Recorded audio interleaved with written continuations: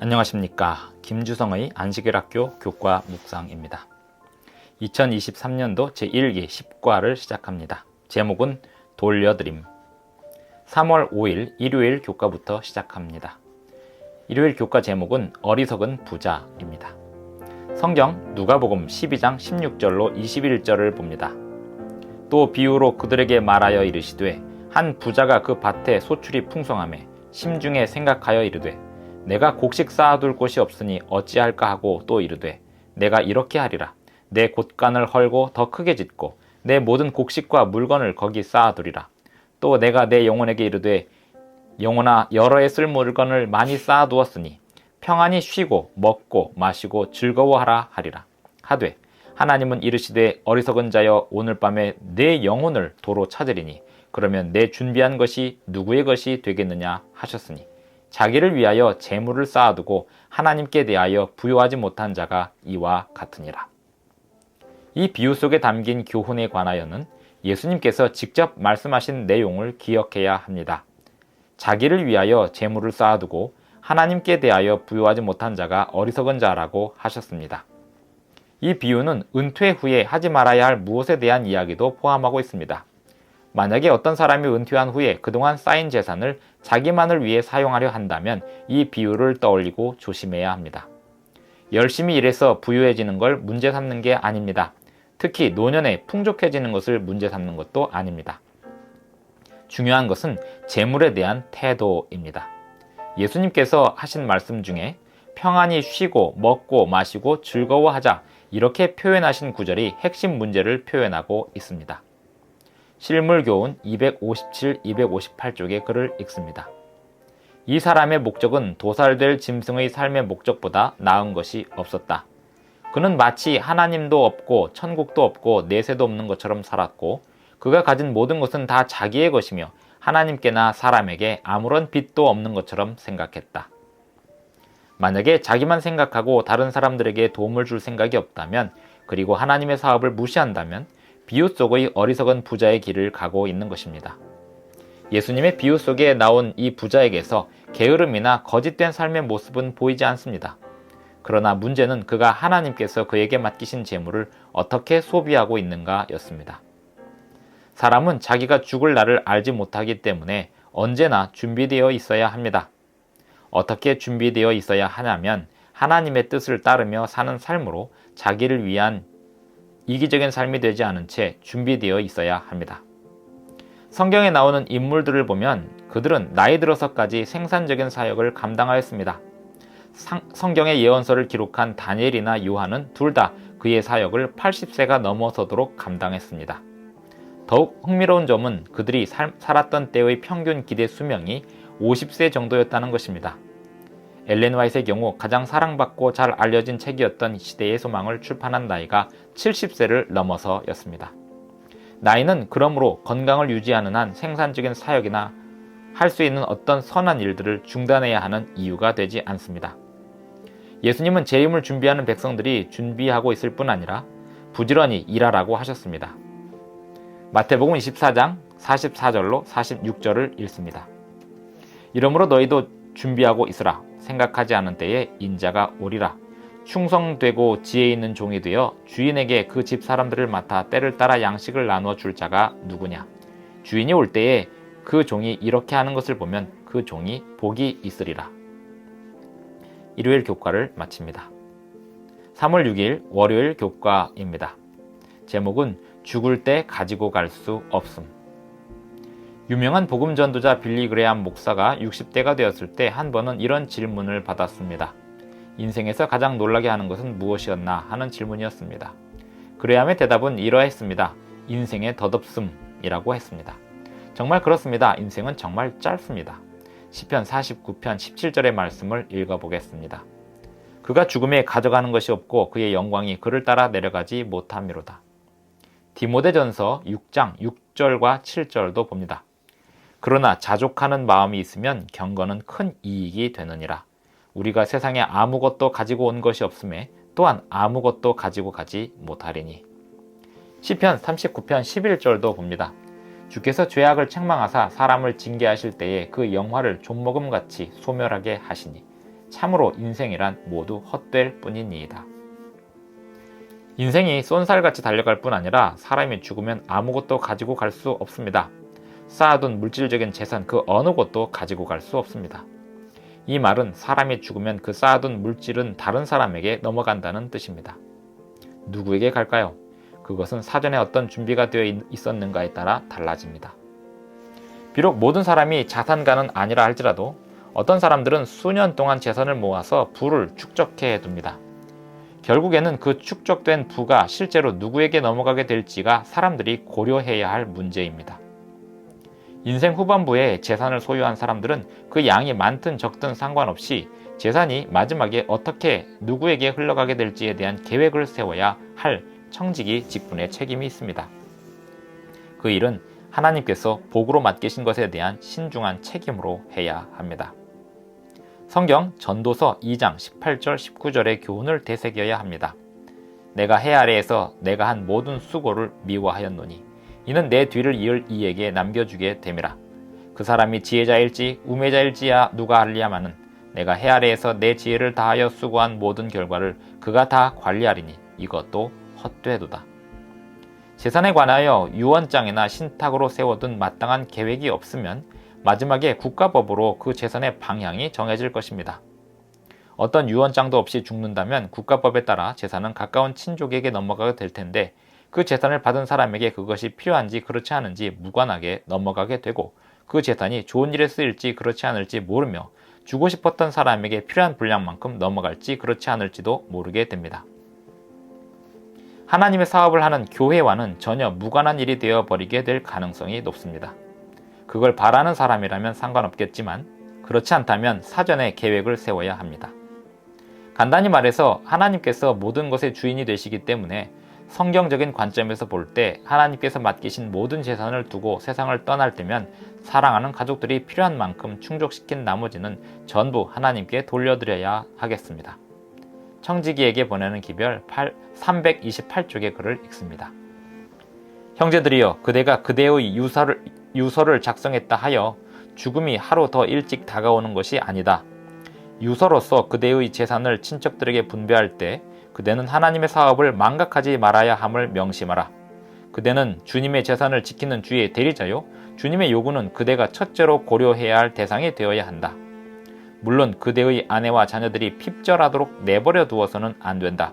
만일 그들이 가난하다면 그들을 위하여 준비해 두어야 한다. 3월 7일 화요일 교과입니다. 제목은 개인적 필요에서부터 시작하라. 구약 성경 시대의 이스라엘 사람들 중에는 농부와 목동들이 많았습니다. 그래서 하나님의 축복의 언약들 중에는 당시 농부와 목동들이 사용하는 말들이 많습니다. 예를 들어 잠언 3장 9절 10절을 보면 우리가 하나님께 신실하면 창고가 가득히 차게 될 것이라고 되어 있습니다. 오늘날에는 창고를 가진 사람들이 많지 않을 것입니다. 대신 우리가 하나님께 순종하면 우리가 하는 일과 사업에 복을 주실 것을 믿을 수 있습니다. 성경 잠언 27장 23절로 27절을 보겠습니다. 내 양떼의 형편을 부지런히 살피며 내 소떼에게 마음을 두라. 대저 재물은 영원히 있지 못하나니 멸류관이 어찌 대대에 있으랴. 풀을 벤 후에는 새로 움이 돋나니 산에서 꼴을 거둘 것이니라. 어린 양의 털은 내 옷이 되며 염소는 밭을 사는 값이 되며 염소의 젖은 넉넉하여 너와 내 집의 음식이 되며 내 여종의 먹을 것이 되느니라. 양떼의 형편을 부지런히 살핀다는 말을 오늘날 어떻게 해석하면 좋을까요? 성경에서 부유한 자들이 가난한 자들을 학대하는 것이나 그들의 탐욕에 대한 경고, 권면이 많기는 하지만 그렇다고 해서 결코 부를 정죄하고 있지 않으며 부를 얻기 위한 노력을 탓하지는 않습니다. 부정직한 방법으로 축적하고 있거나 누군가를 착취한 결과로 쌓는 부가 아니라면 성경이 정죄하고 있지 않다는 것입니다. 사실 성경 잠언이 설명하고 있는 것은 경제적으로 넉넉한 삶을 위한 정직한 노력을 기울이라고 교훈하고 있습니다. 23절을 다시 읽어봅니다. 내 양떼의 형편을 부지런히 살피며 내 소떼에게 마음을 두라. 이 말씀을 어떻게 하면 오늘날의 말들로 바꾸어 읽을 수 있을까요? 아마도 이렇게 읽어볼 수 있지 않을까요? 재정 기록을 검토하고 상황을 파악하라. 또는 재무제표를 작성하고 부채 비율을 이해하라. 이렇게 살피는 데는 이유가 있습니다. 돈을 버는 시기에 있는 사람이라면 가끔은 자기의 유언 또는 기타 재산에 대한 법률적 기록들을 적절하게 갱신해 두는 것이 필요합니다. 유언이나 신탁에 관한 문서들은 예기치 못한 일들로 재산이 어떻게 분배되어야 할지 결정하기 어려운 일이 생기거나 갑작스런 죽음을 맞이할 가능성까지도 염두에 두고 유산 계획 초기에 준비해 두는 것이 좋습니다. 언젠가 재산을 남기고 떠날 날이 오면 그 재산의 방향이 어디로 가야 할지 정해두는 것이 핵심입니다. 이에 관하여 인위적으로 모든 것을 정하는 것도 방법이 되겠지만 이 일을 위해서도 기도를 평소에 신실하게 하는 것이 진실한 신앙인의 청지기다운 태도라 할 수 있습니다. 요약하자면 하나님께서 우리에게 맡기신 청지기 직분을 잘 감당하는 일에는 우리가 살아있는 동안뿐만 아니라 우리가 죽은 다음에도 그 재산이 바르게 흘러가도록 계획하는 일이 포함되어 있습니다. 왜냐하면 우리가 살아있는 동안 예수님이 재림하시지 않는다면 우리는 물질적 재산이 많든 적든 일정 부분을 남기고 떠나야 할 것이기 때문입니다. 그러므로 우리가 받은 복이 다른 사람들에게 복이 될지에 대한 것과 그 복이 하나님의 사업 발전에 쓰이게 될지에 대하여 고려할 때 지금 우리가 내리는 결정이 중요하다는 것을 알아야 하겠습니다. 초기 문직 57쪽의 글을 읽겠습니다. 나는 환난의 때가 오기 전에 성도들이 장애가 될 만한 것들을 처분하고 희생을 통해 하나님과의 언약 관계에 들어가는 것이 하나님의 뜻임을 보았다. 만일 그들의 재산을 제단 위에 올려놓고 어떻게 처리해야 될지를 하나님께 열심히 구한다면 그분께서 그들에게 처리할 때를 가르쳐 주실 것이다. 그리하여 그들은 환난의 때에 자유로울 것이며 그들을 무겁게 내리누르는 장애물을 갖지 않을 것이다. 3월 8일 수요일 교과입니다. 제목은 임종 자리에서의 자선 행위. 다음 읽는 성경절들에서 돈을 다루는 어떤 원칙들이 있는지 찾아보겠습니다. 디모데전서 6장 17절부터 봅니다. 내가 이 세대에서 부한 자들을 명하여 마음을 높이지 말고 정함이 없는 재물에 소망을 두지 말고 오직 우리에게 모든 것을 후히 주사 누리게 하시는 하나님께 두며. 고린도후서 4장 18절도 읽습니다. 우리가 주목하는 것은 보이는 것이 아니요 보이지 않는 것이니 보이는 것은 잠깐이요 보이지 않는 것은 영원함이니라. 잠언 30장 8절을 보겠습니다. 곧 헛된 것과 거짓말을 내게서 멀리 하옵시며 나를 가난하게도 마옵시고 부하게도 마옵시고 오직 필요한 양식으로 나를 먹이시옵소서. 전도서 5장 10절입니다. 은을 사랑하는 자는 은으로 만족하지 못하고 풍요를 사랑하는 자는 소득으로 만족하지 아니하나니 이것도 헛되도다. 재물은 강력한 영향력이 있습니다. 많은 사람들을 파멸에 이르게 하기도 했습니다. 돈 때문에 심지어 처음부터 돈이 많았었다 하더라도 어쨌든 돈 때문에 끔찍한 일을 벌인 사람들의 이야기를 누구나 들어보았을 것입니다. 하지만 돈은 그렇게 영향력을 발휘하면 안 되는 것입니다. 하나님의 능력으로 우리는 이 악한 영향에 물들지 않을 수 있습니다. 하나님께서 복을 주신 돈이 저주가 되도록 하려는 사탄의 시험을 피할 수 있습니다. 선한 청지기 직분이라는 관점에서 볼 때 사람들이 빠지게 되는 한 가지 위험성이 있다면 죽을 때까지 재산을 쌓아두려는 유혹입니다. 그리고는 이렇게 합리화할 수 있습니다. 내가 언젠가 죽는다면 그때는 전부 기부할 수 있을 것이라고 할 수 있습니다. 물론 그렇게 하는 것이 지금 다 써버리는 것보단 나을 수도 있습니다. 반면에 어떤 억만장자는 그 삶의 목표가 다 쓰고 죽는 것이라고 했습니다. 그가 현명할 수도 있습니다. 죽을 때까지 쌓아두고만 살지 않도록 주의해야 합니다. 교회 증언 5권 154쪽의 글을 읽어보겠습니다. 나는 많은 사람들이 하나님 사업에 바치지 않고 붙들고 있으면서 죽을 때에 자선하게 될 것이라고 그들의 양심과 타협하고 있는 것을 보았다. 그들은 살아있는 동안 무엇인가를 주기 위하여 하나님을 믿는 믿음과 신뢰를 좀처럼 발휘하지 않는다. 그러나 임종시로 한정된 자선 행위는 그리스도께서 그분을 따르는 자들에게 요구하시는 바가 아니다. 그것은 살아있는 자들의 이기심에 대한 변명이 될 수 없다. 마지막 순간까지 재산을 굳게 붙들고 있는 자들은 그것을 사업에 바치기보다는 오히려 죽음에 바치게 된다. 손실은 계속적으로 발생하고 있다. 많은 사람들이 자선 행위를 의도하지만 임종 때로 지연시키는 사이 그 행위는 실현되지 않고 재산은 여러 가지 방법으로 손실된다. 그리고 때로는 사탄이 창고 속으로 전혀 들어오지 못하도록 방해하기 위하여 활동한다. 재물은 하나님께로 돌아오기 전에 잃어버린 바 되고 사탄은 그렇게 되는 것을 기뻐한다. 3월 9일 목요일 교과입니다. 제목은 영적 유산. 만약에 이 세상에 죄가 들어오지 않았다면 인생이 어떻게 전개되었을지 알기 어렵다 해도 한 가지는 확실합니다. 재산을 쌓아두는 일, 탐욕, 그리고 가난은 없었을 것입니다. 이런 것들이 인류 역사 속에 끊임없이 재앙이 되었던 것들입니다. 정직하게 일해서 얻은 소유, 그리고 이를 정당하게 해서 버는 소득, 이것은 다 자기 것이라는 인식은 합당하긴 하지만 그래도 여전히 타락한 세상에서의 인식입니다. 결국 얼마나 많이 가졌냐 못 가졌냐에 관계없이 기억해야 할 것이 있습니다. 다음에 나오는 성경절들을 보면서 하나님께서 우리에게 맡기신 재물을 사용함에 있어서 어떤 교훈이 있는지 살펴보겠습니다.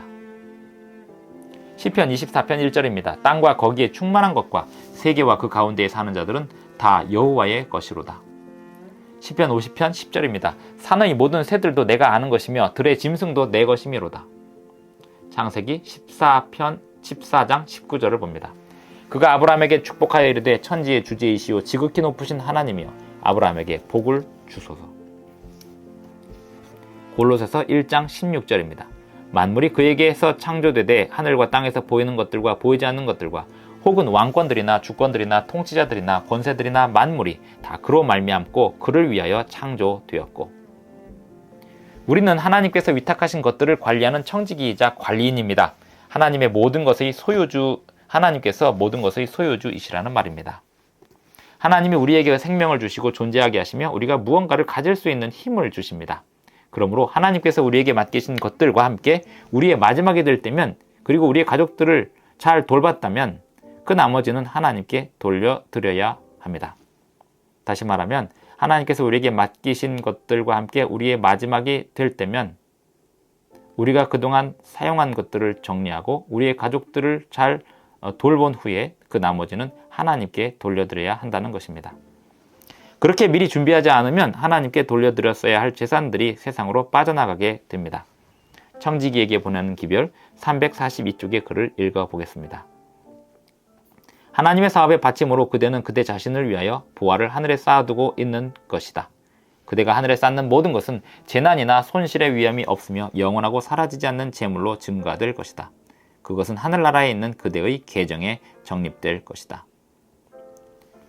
살아있는 동안에 드리는 것이 좋은 점이 있습니다. 여기에 몇 가지를 소개합니다.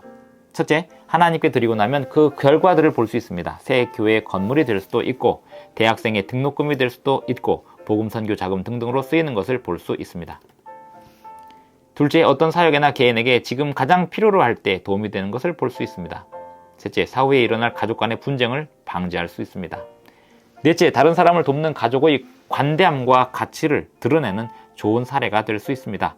다섯째, 재산으로 인한 세금을 최소화할 수 있습니다. 여섯째, 목적하는 바대로 쓰일 수 있도록 하여 법정이나 관련인들의 방해를 받지 않을 수 있습니다.